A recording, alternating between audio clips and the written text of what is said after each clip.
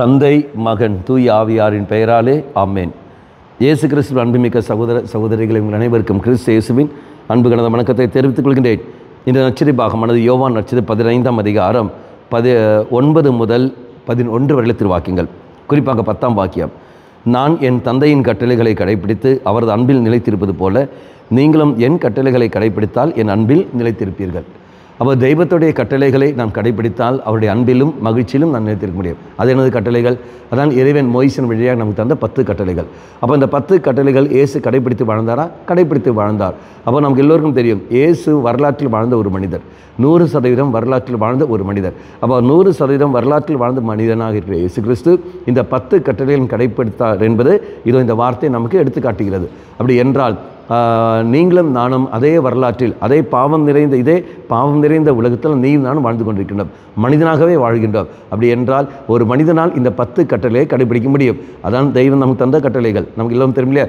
முதல் 3 கட்டளை தெய்வத்தை மையப்படுத்தி இருப்பது, அடுத்து வர 4 முதல் 10 வரை கட்டளைகள் அதை மனிதனை மையப்படுத்தி இருப்பது. அப்போ கடவுளையும் மனிதனையும் நான் அன்பு செய்து நான் வாழ வேண்டும். அது பிறர் எவ்வாறு செயல்பாட்டில் கடந்து வரும், செயல்பாட்டில், வார்த்தையில் அல்ல, செயல்பாட்டில். அதான் நான் வாசிக்கிறேன் 1 யோவான் 3ஆம் அதிகாரம் 18ஆம் வாக்கியம், சொல்லிலும் பேச்சிலும் அல்ல மாறாக செயல்பாட்டில் ஒரு அன்பை வெளிப்படுத்துங்கள். அப்போ தெய்வத்தை நான் அன்பு செய்வது எப்படி நான் செயல்பாட்டில் கொண்டு போகிறேன்? பிறரை அன்பு செய்து பிறருக்கு நான் உதவி செய்வது, பிறர் நலத்தை கருதி அவர்களுக்கு வேண்டிய நன்மைகளை செய்வது.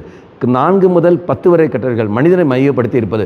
எவ்வாறு நான் செய்கிற பிறர் அன்பு செயல்பாடுகள், அதே மற்றவர்களுக்கு உதவி செய்வது, மனிதனை மையப்படுத்தி மனித நேயத்தோடு மனித மாண்போடு வாழ்கின்ற ஒரு வாழ்க்கை.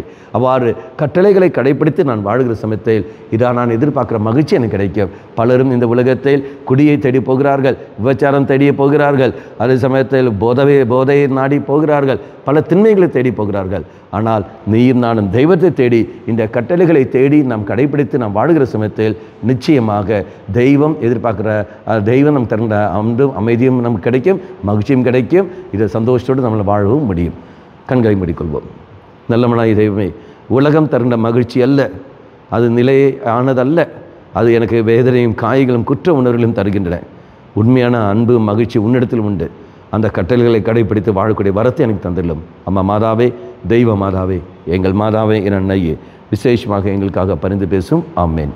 தந்தை, மகன், தூய ஆவியாரின் பெயராலே ஆமேன்.